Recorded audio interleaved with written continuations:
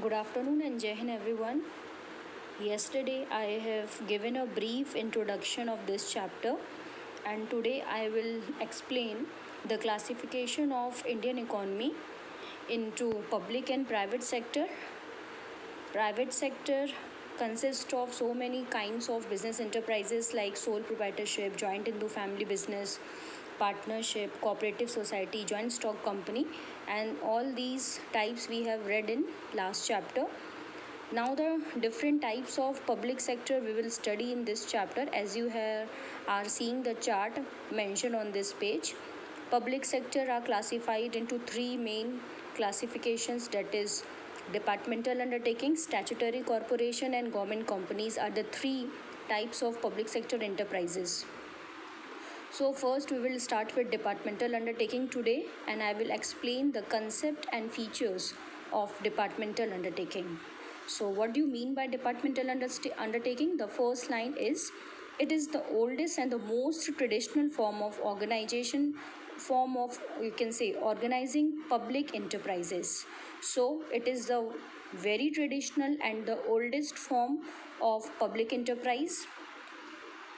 And however, the government act through its people. These public enterprises, they are owned by the public, means by the government, and are accountable to the public through the parliament.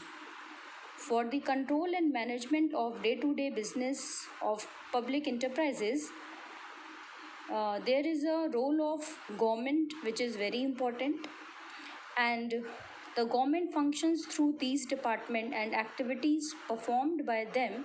They are the integral part of the functioning of the government, means it is totally government department which is totally function either wholly or partially by the central government or by the state government. So it is a very oldest and traditional form. It is managed by a government official as one of the government departments. It is under the control of concerned minister of the department, who is answerable, means who is accountable to government through parliament. For example, you can say railway department, postal and telegraph department. Minister is ultimately responsible for all activities of the railway. We have railway minister. So railway minister is ultimately responsible for the activities of the entire activities of railway department. Departmental undertaking is financed by government budget. Like in railway, we have a separate rail budget. General economy budget is different, and rail budget it is different. And departmental undertaking is generally funded by government budget. All the fundings come from government. All activities performed by it, they are the integral part of government functioning. And these undertaking, why we are saying that it is an integral part of government functioning, because it is totally governed by the government, and these undertaking may be under the central government or by under the state government. Central government, state government, you all know, as you have already read in previous classes in your civics subject. And the rules of central government and state government is applicable in departmental undertaking, either the state government's rule or either the central government. Like in railway department, central government ruling is applicable. Now, departmental undertaking is suitable for public utility services. Public utility services, like public, they are using postal services, railway services, and it is also suitable for strategic industries also. Like in India, railways and postal and telegraph, they are working as a government department. Similarly, strategic industries like defense industry, atomic and power industry, all work as a departmental undertaking. So this is a brief concept and the meaning of departmental undertaking. The most important thing which you always write while explaining departmental undertaking, that it is the oldest and traditional form of public enterprise, first point. Second point, it is managed by government official as one of the government department. Third point, it is under the control of concerned minister of department, who is answerable to the government through parliament. And fourth point, which is very important, it is financed by government budget. And fifth point, you can write, these undertakings may be under the central or state government. means the rule of central and state government are applicable. Then you will write the example. So if you write point wise, it will be easy for you to remember and to write also. So instead of writing in paragraph, if it has been asked in your examination, you can also write in a point wise also, because point wise it is easy to remember also. Now we will discuss about features of departmental undertaking. Whatever 5 points I told you, you can just pause the video, listen the points, and you can also write in your notes copy also. Now we will discuss about features of departmental undertaking, means characteristics. Here only the points are given in NCERT, separate headings are not given. So I will tell you the headings of each point. This heading you will write in your notes copy, because with the help of heading it is easy to learn and easy to remember also. So the first characteristics it is talking about, the funding of these enterprise come directly from the government treasury, means government is providing the fund to departmental undertaking, and an annual appropriation from the budget of the government, means the allocation of fund is from the government budget, and the revenue whatever earned, means whatever railway department is earning, postal and telegraph department is earning, that revenue is again deposited into the treasury of the government. So under this point the heading will be finance. You can write the heading finance and then you write the explanation under this. Second point, they are subject to accounting and audit control applicable to other government activities, means the organization is also subject to, means it is also bound of to accounting also.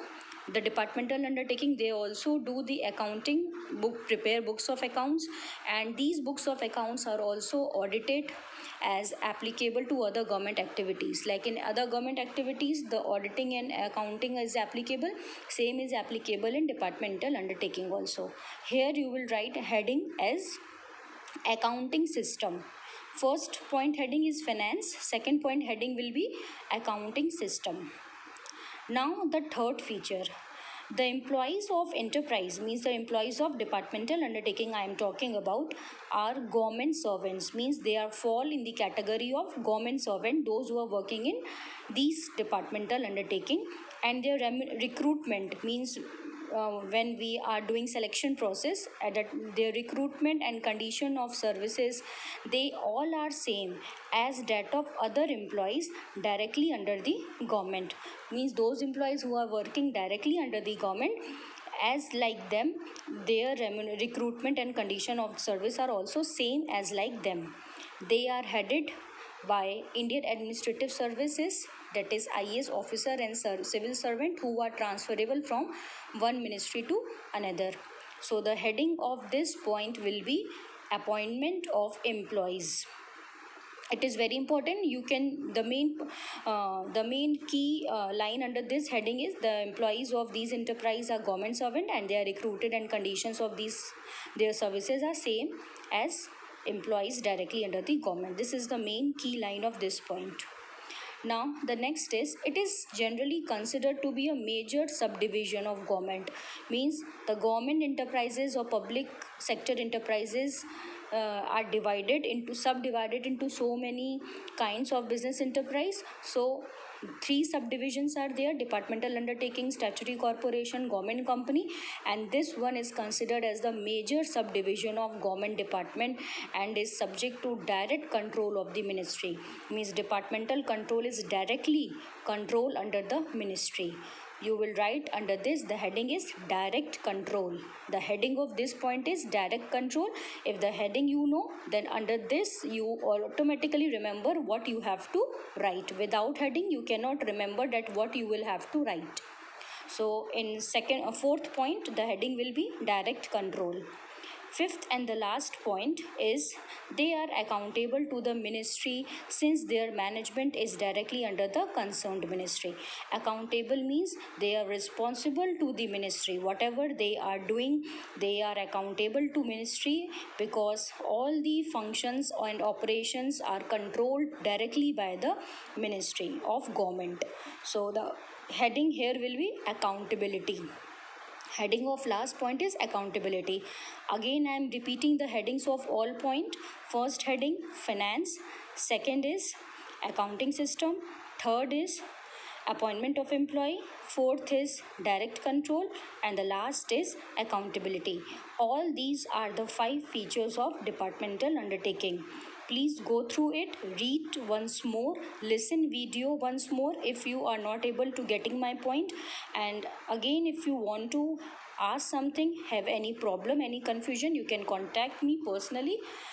And this is all for today's class. In tomorrow class, I will discuss about merits and demerits of departmental undertaking.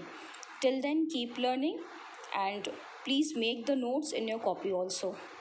Okay, this is all for today. Thank you and Jai Hind everyone. Take care.